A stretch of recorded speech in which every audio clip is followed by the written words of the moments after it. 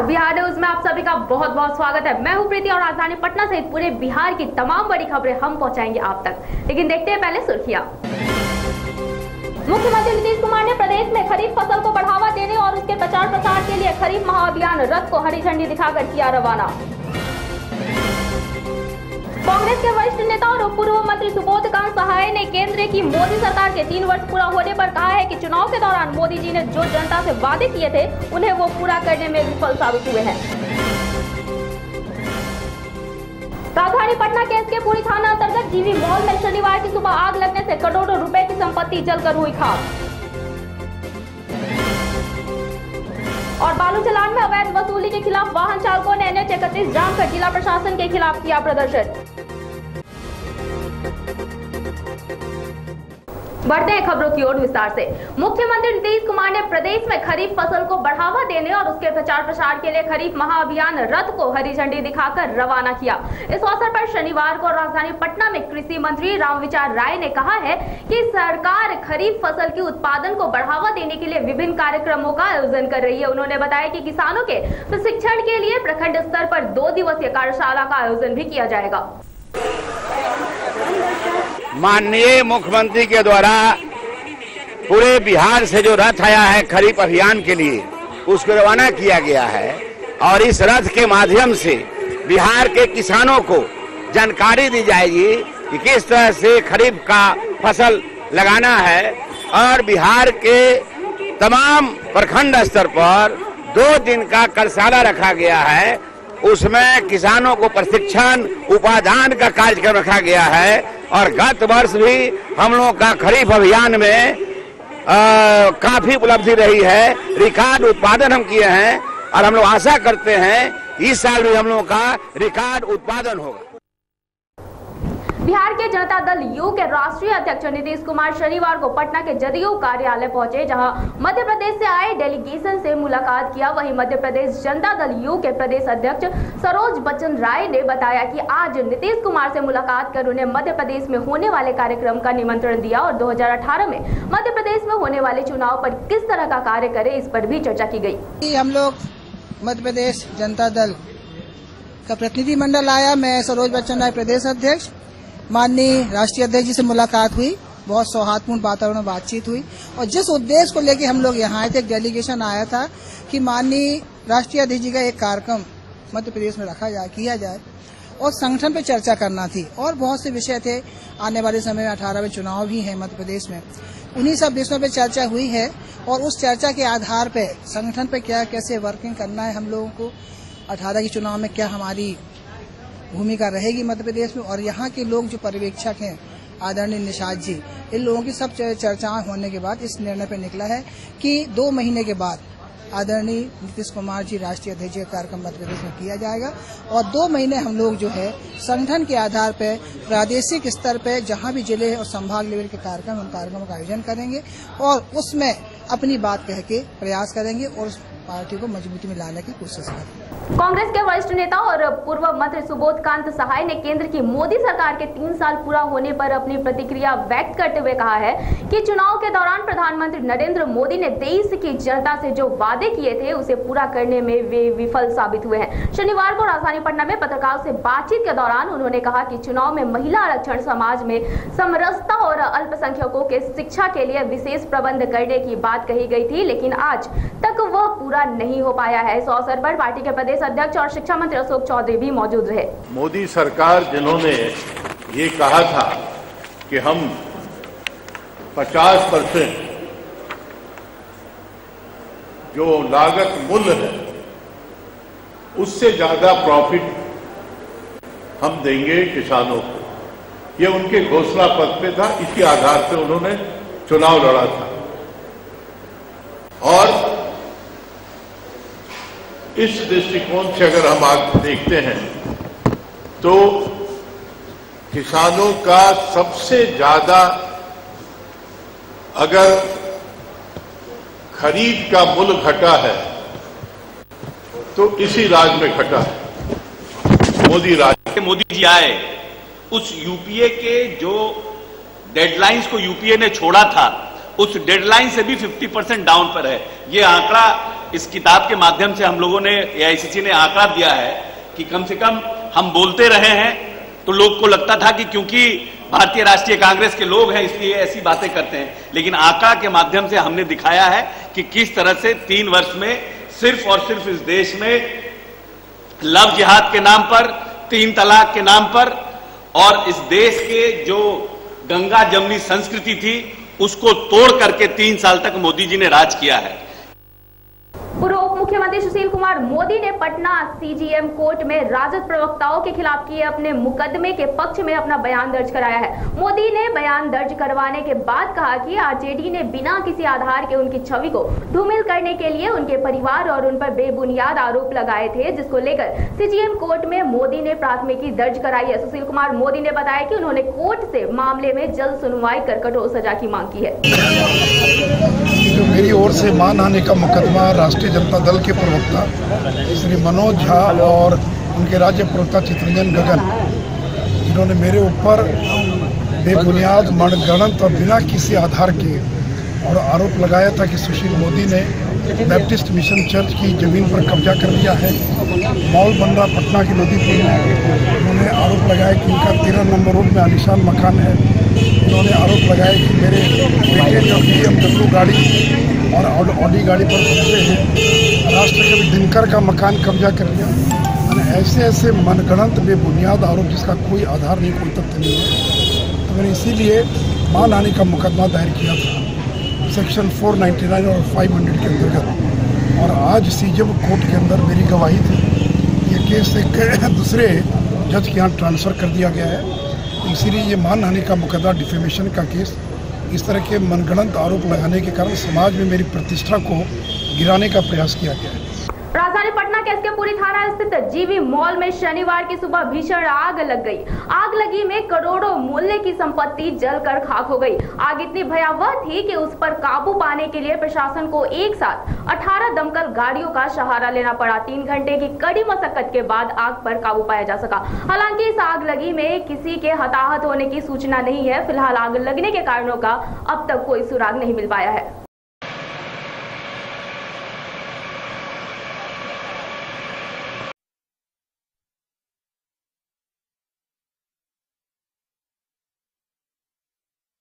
पटना शहर के लोगों को रात में किसी पटना की सड़कों पर चलने में किसी तरह की समस्या ना हो और उनके साथ कोई आपराधिक घटना ना हो और शराब माफिया रात को फायदा उठाकर शराब की खेप इधर उधर न करे, इसको लेकर एसएसपी मनु महाराज ने पटना के हर थानों को सख्ती बरतने का आदेश दिया है और कहीं न कहीं उसका प्रभाव पटना के हर चौक चौराहों पर देखने को मिल रहा है। अब रात में सड़क पर निकलते पुलिस की चुस्ती देखकर अब शायद आपको ऐसा लगेगा कि आप बिल्कुल सेफ है और पटना पुलिस रात में ड्यूटी में मशगूल दिख रही है। वहीं पुलिस के साथ साथ सैप के जवान भी सड़क की सुरक्षा में लग गए हैं और शराब माफियाओं पर नकेल कसने के लिए हर तरह की चेकिंग करते दिख रहे हैं।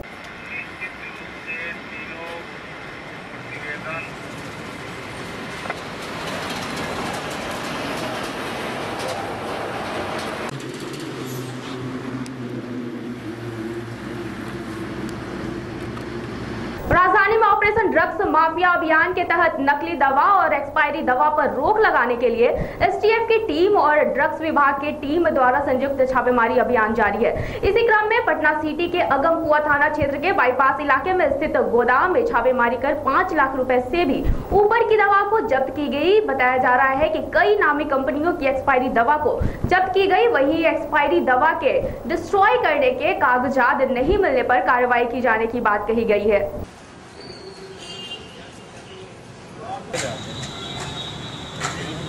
श्रीनिवास का ही ये होगा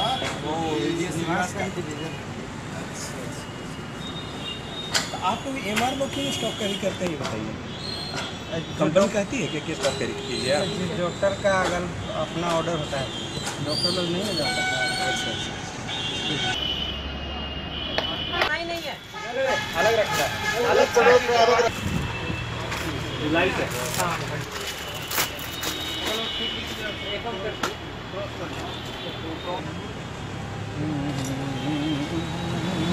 राजधानी पटना के जिलाधिकारी संजय कुमार अग्रवाल ने वरिष्ठ नागरिकों के लिए नेत्रदान सह नेत्र जांच शिविर का शुभारंभ किया। फणीश्वर नाथ रेणु हिंदी भवन के सभागार में वरिष्ठ नागरिकों के लिए नेत्रदान सह नेत्र जांच शिविर के दौरान बड़ी संख्या में लोगों ने अपना नेत्रदान किया। मौके पर जेडीयू नेता श्याम रजक और नीरज कुमार ने भी अपना नेत्रदान करते हुए आम लोगों से भी बड़ी संख्या में नेत्रदान करने की अपील की। जिलाधिकारी संजय कुमार अग्रवाल ने बताया कि इस मुहिम को आगे बढ़ाते हुए वे जिले में नेत्रदान में तेजी लाएंगे।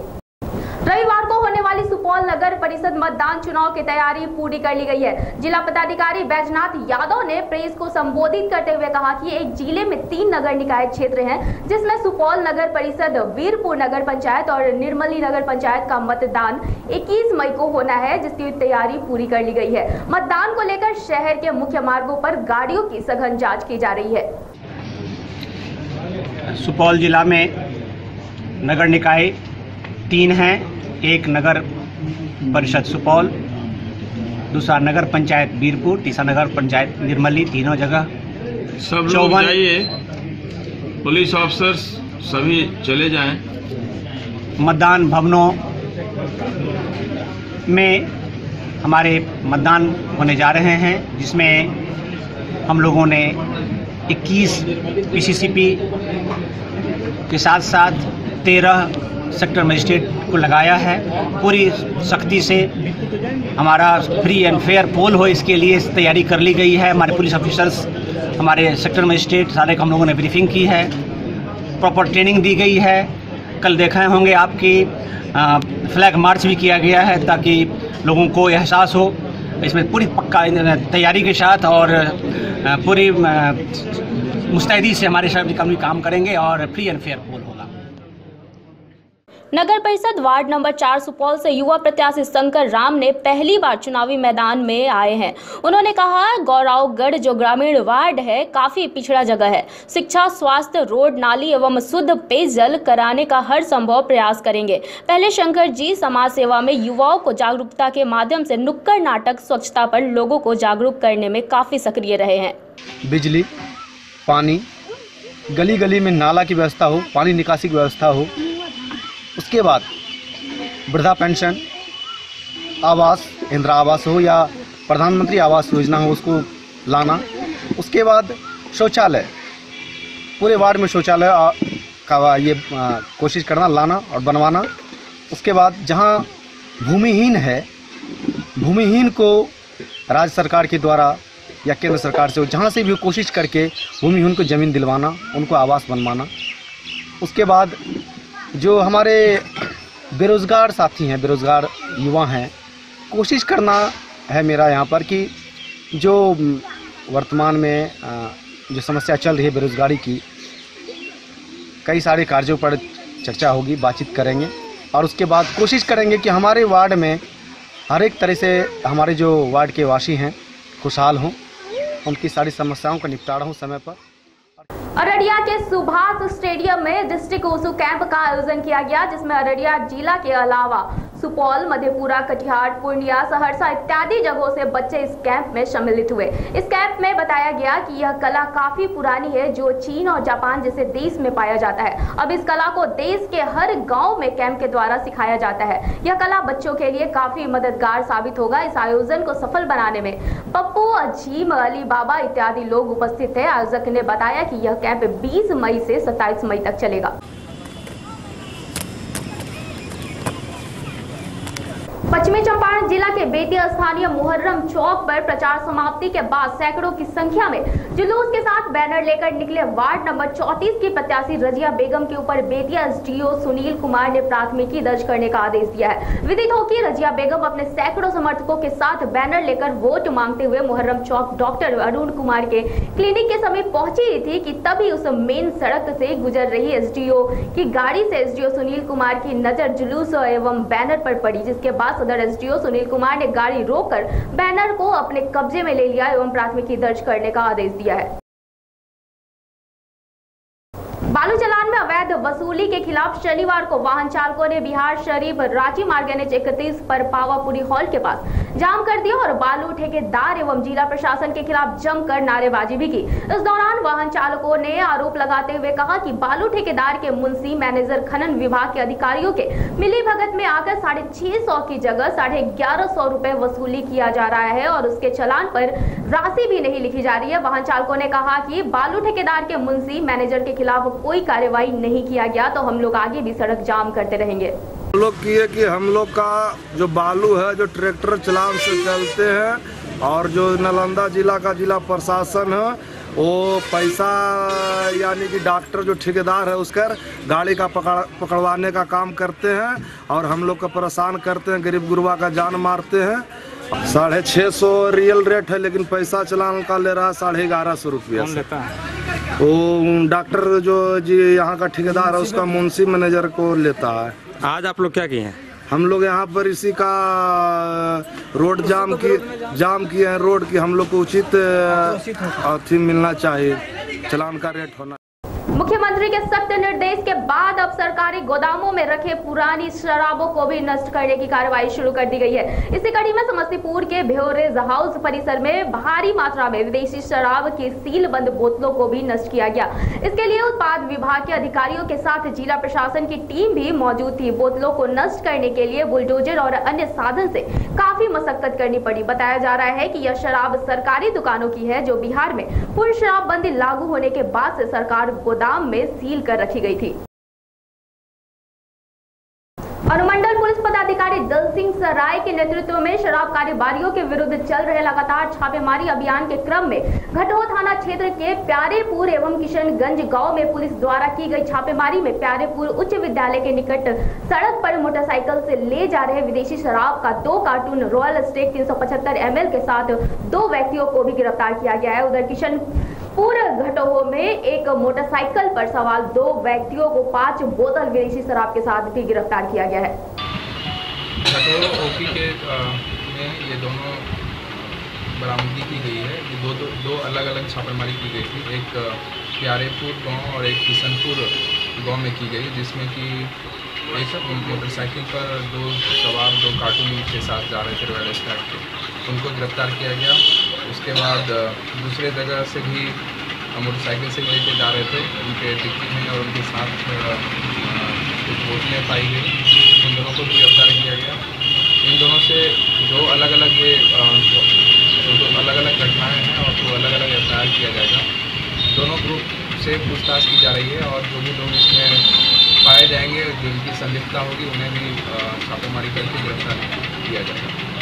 नालंदा जिले के रहुई थाना क्षेत्र के खिरौना मोड़ के पास शनिवार को एक स्कूली ऑटो गड्ढे में पलटने से शिक्षिका समेत कुल 8 बच्चे घायल हो गए। घटना के बारे में बताया जा रहा है कि सभी छात्र अपने घर से बाल संघ आवासीय विद्यालय जा रहे थे कि तभी ऑटो चालक ताड़ी के नशे में चूर रहने के कारण ऑटो को गड्ढे में पलट दिया। घटना के बाद सभी घायलों को इलाज के लिए स्थानीय अस्पताल में भर्ती कराया गया है, जहाँ सभी का इलाज जारी है। घटना के बाद पुलिस मामले की जाँच में जुट गई है। जख्मी छात्र ने बताया कि वाहन पर कुल 15 बच्चे सवार थे। गाँव किया तो वहाँ से आए बच्चा उसी जगह था। बच्चा कहाँ पर घटना घटी है? कौन सा वाहन से था इन लोग? टेम्पो से था वो। कितने लोग घायल हुआ? घायल तो देख ही रहे हैं, 3-4 इसी जगह है। 1-2 हल्का फल्का चोट लगा के। अभी के खबरों में फिलहाल इतना ही। मुझे दीजिए इजाजत, लेकिन बने रहिए बिहार न्यूज के साथ। नमस्कार।